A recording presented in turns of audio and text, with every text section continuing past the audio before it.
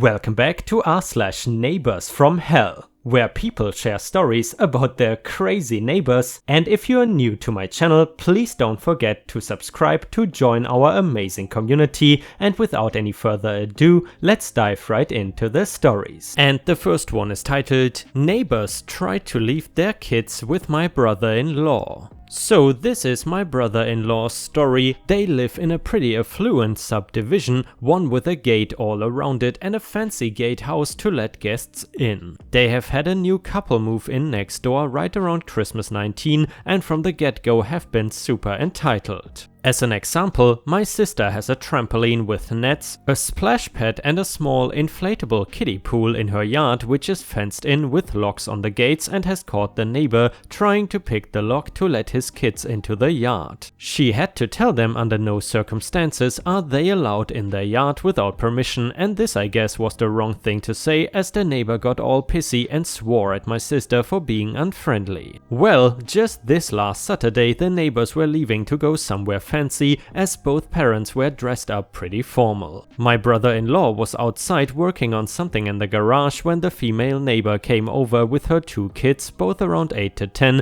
and told them to play nice with the babies and they would be back later that night. My sister's kids are all younger than 4, so these kids would have nothing to do with kids that young and had no toys to play with because they are all toddler toys. My brother-in-law, hearing this, calls out the woman as she is walking away, says he is not watching these kids as they were going to be leaving shortly for my parents' house, and if this woman does leave, his first call will be to the police to report abandoned children. Well, I guess she freaked out on him, saying they had a fancy wedding to attend where kids were not allowed and that my sister said it would be okay to watch them. My brother-in-law knows his wife and calls this woman out on her bullcrap. They have not spoken more than a few words since she caught the neighbor's husband trying to get into their yard, and stands firm on his answer that he will not be watching the kids. Now, I guess the husband came over and started getting loud, so my brother-in-law repeated himself that he would call the cops as soon as they left without their kids. Well, I guess some choice words were exchanged. My brother-in-law went inside with his kids and left the entitled family out on the driveway. About 10 minutes later,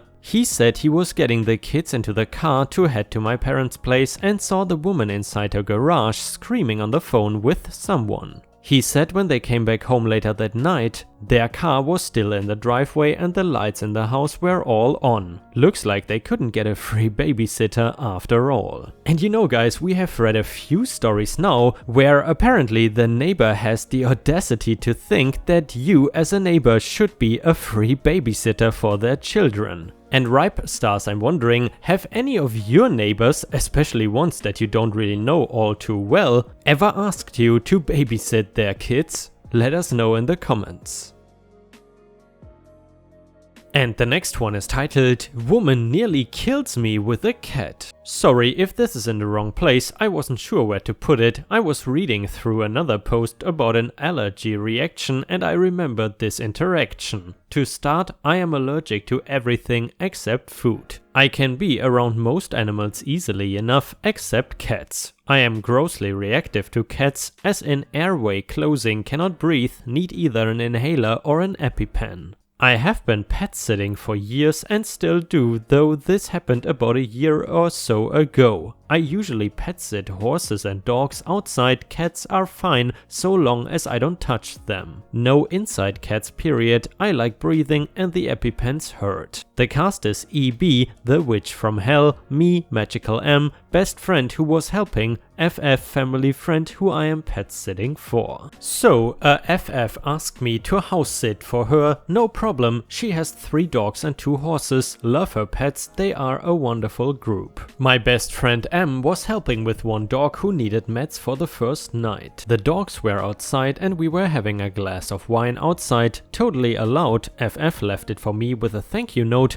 Her neighbor is the worst kind of human, entitled and a know-it-all. She comes over and interrupts our relaxing time, which annoyed me, but whatever.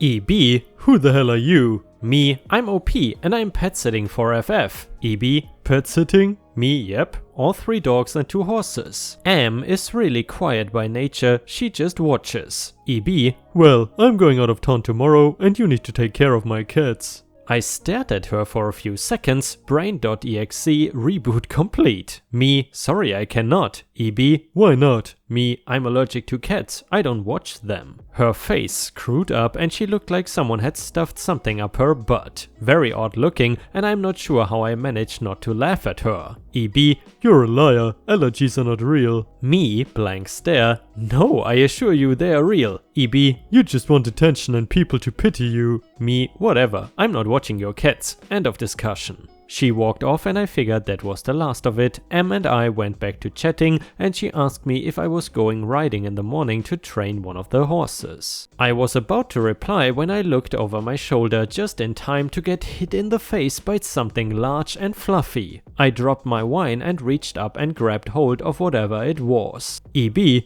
you're fine. Oh my god, get it off her.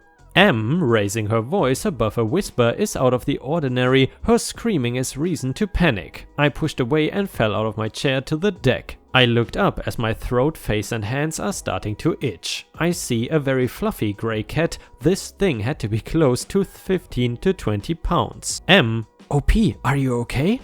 I start to stand and I can feel my throat tightening and my skin is starting to turn into large red hives. I had not noticed that the cat's claws had dug into my neck and face. I backed up and the woman followed me. Forcing this large cat into my chest, I am starting to cough as I threw that poor cat away from me. I don't like cats, but I do not wish harm on them. Some are beautiful and they are fun to watch.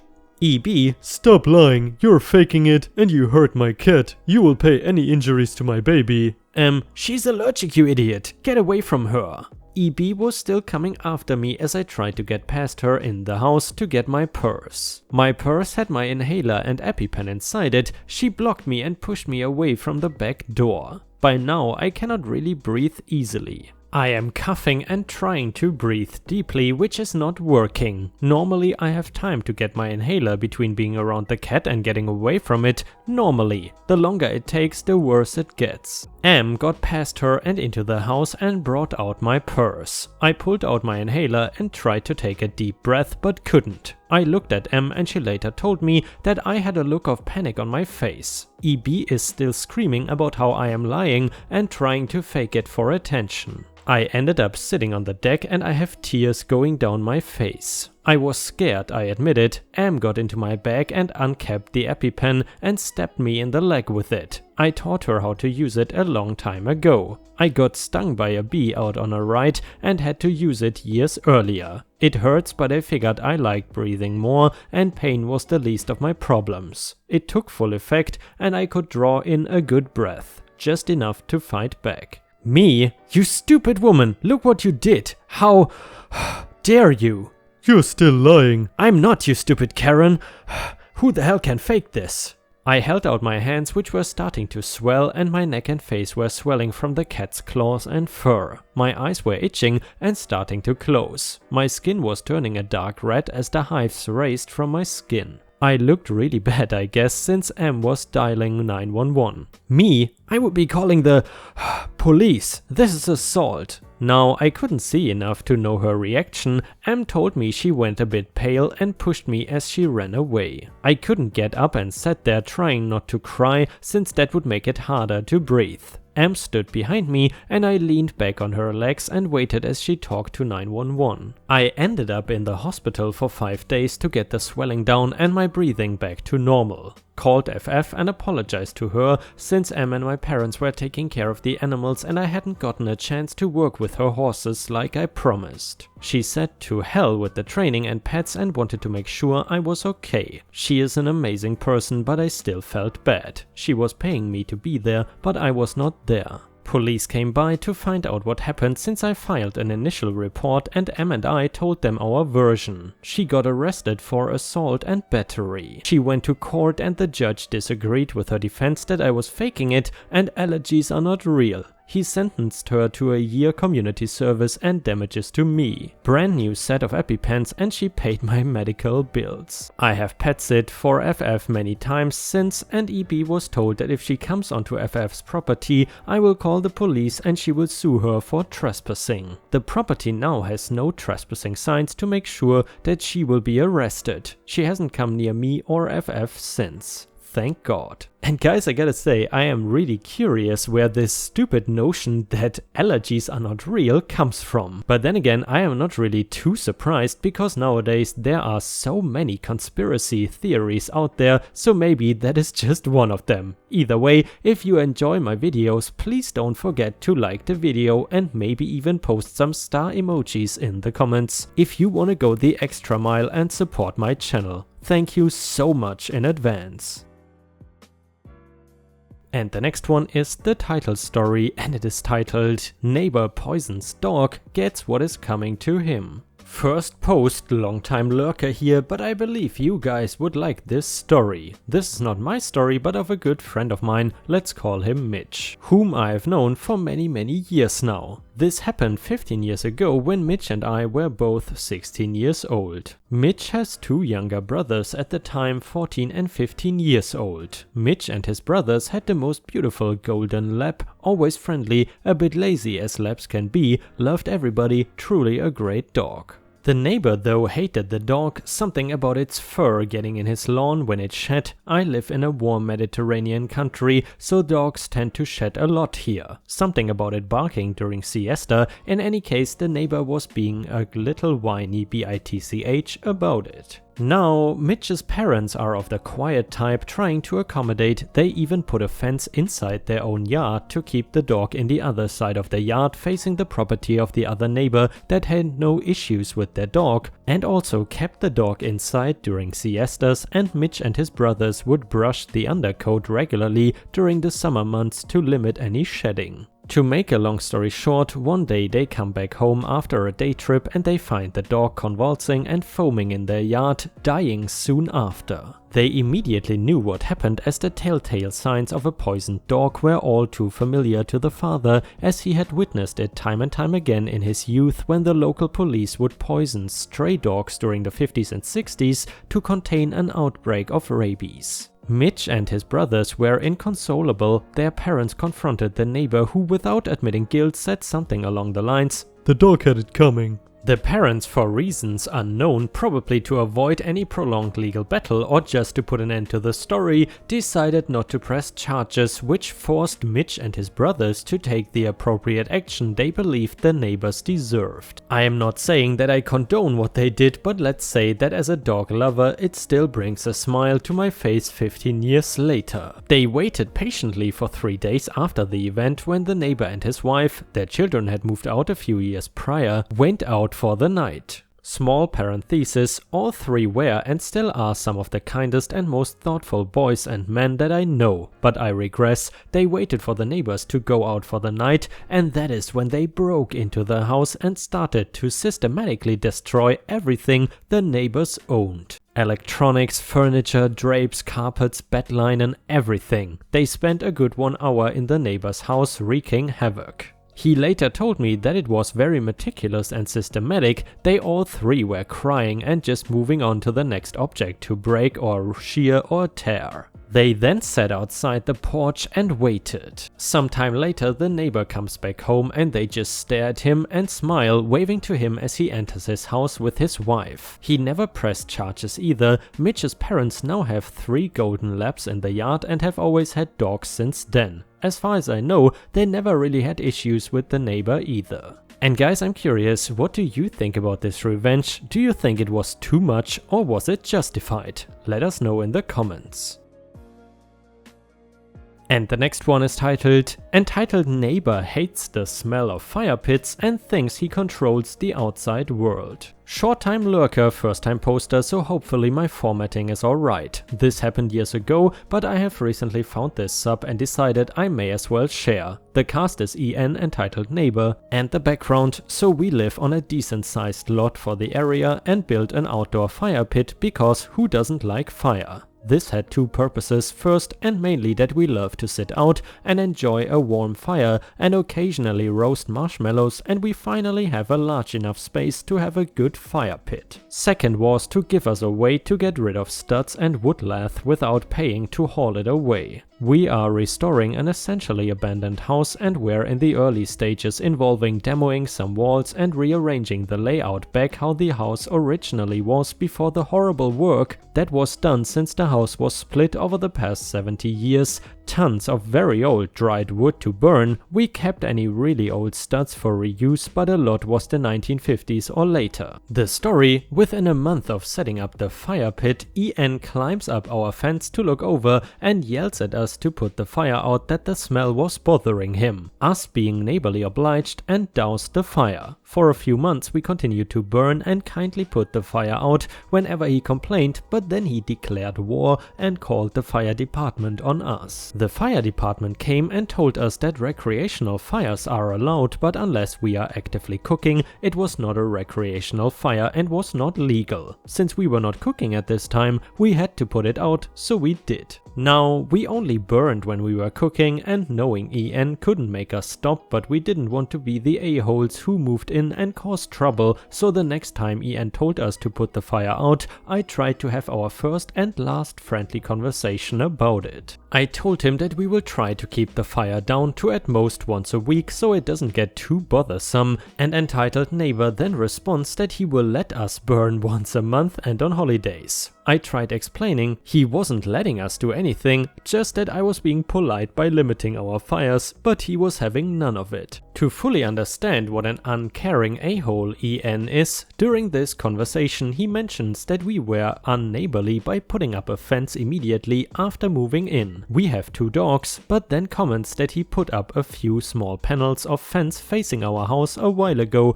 to hide the eyesore. Next, we had the health department show up at our door. A very nice guy shows up and says that a neighbor complained about us burning house parts. We take him back and show him our outdoor pile of wood and then the basement pile of wood waiting to be brought out when we finished that pile. He comments that wood lath is the best firewood and notes that we were being good about making sure no plaster was left on the wood. The best part is that after having a nice conversation with him about the fire, he mentions that he has never heard about the cooking, which equals recreational fire rule. This is when I decide to RTFM and find out what the rules actually are. It turns out that the state and county have no rules whatsoever, except that the fire pit must be more than a certain distance from combustible and structures and no larger than a certain size. This was not a problem in our case. I then moved on to the borough ordinances, and there it is. Recreational fires are allowed so long as they are more than 30 feet from any structure. That is the only mention of outdoor fires or fire pits anywhere in the rules. There is also no definition of recreational fire. I work for lawyers a lot and rely on the reading of statutes as part of my job, and I know full well that since there is no definition for recreational fire, everything is a recreational fire. So now, armed with this, we just go about burning as we please, completely EN. After a couple of burns, the fire department returns and they tell me to put it out. I explain to the fireman my understanding of the ordinance and he tells me to hold on and walks away, pulling out his cell phone. A few minutes later, he walks up and says, "I have one question for you. Is this a recreational fire?" I respond yes, and he shakes my hand and says have a nice day. You would think that would be enough for EN, but no, within a week one of my neighbors approaches me with a paper she found on her porch asking if the fire at my address bothered them. If so, please attend the next borough meeting to complain. I prepare myself with ordinances and got all professionally dressed to attend the meeting, and there in the audience was EN just waiting. I also noticed that 2 of the board members live on my block and both have outdoor fire pits. I sit there through the whole meeting waiting for EN to comment at the appropriate time, but he never did. I don't know if he recognized the board members as well or was scared of me being there to counter his stupidity, but this was the last we have heard of him. We continue to burn at will, however much less often due to the lack of house wood, less likely to burn when we have to buy wood, and less time to relax. Edit number 2, since this is blowing up, I will add that we had a couple neighbors over tonight for a burn, and it turns out they know the person who recently moved next to EN and shares a driveway with him. Turns out he is still around and as much of an a-hole as ever, just apparently gave up on me. And guys, unfortunately we have already reached the end of the video. I hope you enjoyed today's stories, and if you haven't already, please also go to patreon.com/ripeyoutube, where I upload exclusive Reddit videos starting at just $3 a month. This is a great way to support me in case you are interested, and the chance for me to become independent from YouTube revenue. Thank you so much for watching, please don't forget to subscribe and like the video, and I hope to see you again tomorrow.